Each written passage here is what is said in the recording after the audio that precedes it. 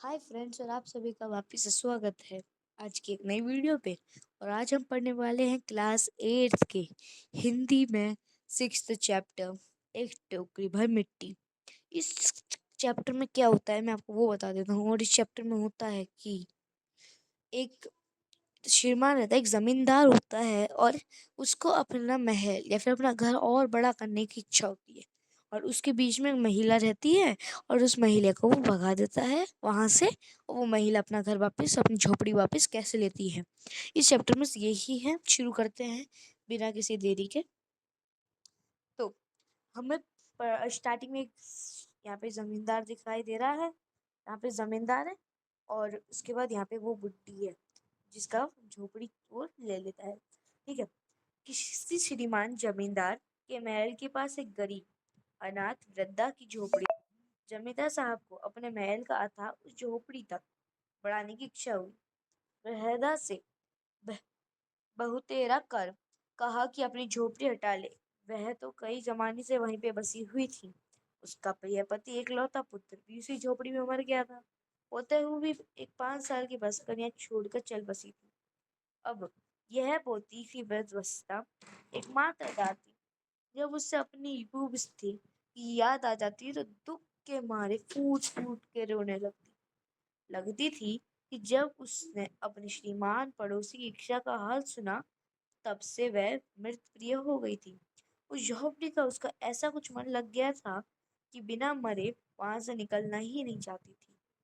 श्रीमान के सब प्रयत्न निष्फल रहे हुए तब उसने अपने जमींदार चाल चलना से लगा। बाल को खाल निकालने वाली वकील की गर्म थैली कर कर उन्होंने अदालत से उस झोपड़ी पर अपना कब्जा कर लिया, और वृद्धा को वहां से निकाल दिया। बेचारी अनाथ तो थी, पास पड़ोस में जाके रहने लगी। एक दिन श्रीमान उस झोपड़ी के आस टहल रहे थे, लोगों से काम बतला रहे थे कि इतने में वहां पर वृद्धा एक हाथ में टोकरी लेकर वहां पहुंची। श्रीमान ने उसे देखते ही अपने नौकरों से कहा कि उसे यहाँ से हटा दो, पर वह गिड़गिड़ाकर बोली, महाराज, अब तो झोपड़ी तुम्हारी हो गई है, मैं उसे लेने नहीं आई, क्षमा करे। तो एक विनती है। जमींदार साहब सिर हिलाने पर कहा, जब से ये झोपड़ी छूटी है तब से मेरे पोते ने खाना पीना छोड़ दिया है। मैंने बहुत कुछ समझाया, बट वह मानती ही नहीं है। वो मानती ही नहीं है। कहा करती है कि अपने घर चल, वहीं रोटी खाऊंगी। अब मैंने ये सोचा है कि एक झोपड़ी से एक टोकरी पर मिट्टी लेकर उससे एक चूल्हा बनाकर रोटी पकाऊंगी, और उससे भरोसा है कि वो खाने लगे। महाराज, कृपा आज्ञा दिए तो इस टोकरी को मैं मिट्टी ले जाऊं। श्रीमान ने आज्ञा दे दी। वृद्धा झोपड़ी के भीतर गई। वहां प्राण समरण हुआ, उसके आंखों में आंसू की धारा बहने लगी। अपने अंतक को दुख में संभाल कर उसने अपनी टोकरी में मिट्टी के हाथ में उठाकर ले आई। फिर हाथ जोड़कर श्रीमान ने उसने सर पे धूल लो, महाराज कृपया करके जो टोकरी को जरा हाथ लगाइए, जिससे मैं अपने इस पर धर लूं। जमींदार साहब पहले तो नाराज हुए, फिर जब वह बार बार हाथ जोड़ के कहने लगी तो पैर पर गिरने लगी, तो उसके मन में दया आ गई। उस किसी नौकर से कहकर वो कहने वाला था, मतलब अपनी नौकरों से कहने वाला था, पर नौकरों से कहा नहीं। क्यों कि उसको महिला ने मना कर दिया, मतलब उस वृद्धा ने मना कर दिया। उसने ये बोला कि आप खुद स्वयं भी उठा। ठीक है।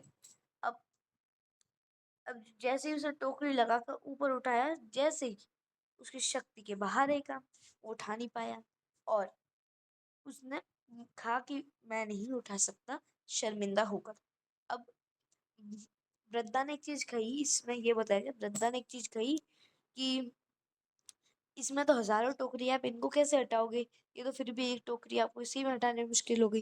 फिर महाराज ने क्षमा मांगी और वहां से चला गया, और उसको उसकी झोपड़ी वापस कर दी।